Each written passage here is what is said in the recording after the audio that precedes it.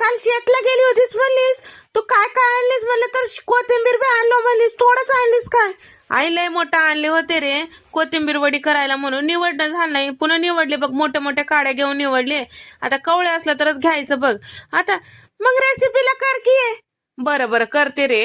त्याच्यासाठी काय केले, कोथिंबीर निवडून बारीक चिरून घेतले बघा, हिरवी मिरची, आलं, लसूण, जिरे, धने पावडर आणि हळद, ओवा छान चुरून टाकायचं बघा, आणि तीळ, चवीपुरतं मीठ आणि बेसन पीठ टाकून छान मिक्स करायचं.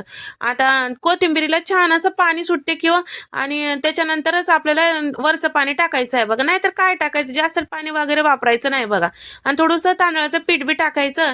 एकसारखं गोळा झालं की लांबट गोळे तयार करून घ्यायचं, चाळणीवर ठेवून घ्यायचं, थोडं तेल लावा बघा, नाही चिटकून बसायचं आहे बघा.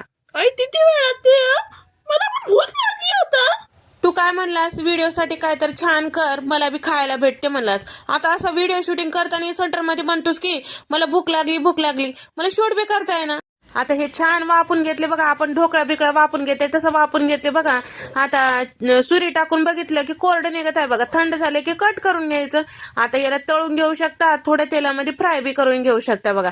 आता तेल आणायचं विसरले होते आणि त्याच्यासाठी थोडंच तेल होतं, मी फ्राय करून घेतले बघा. लेकरं बी गडबड करायलेत, मला फोटो काढून बी ठेवतात की नाही की, आता काय करू.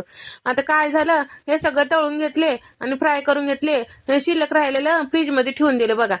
आणखीन उद्या काय खा वाटलं म्हणले की तळून देता येते किंवा फ्राय करून देता येते.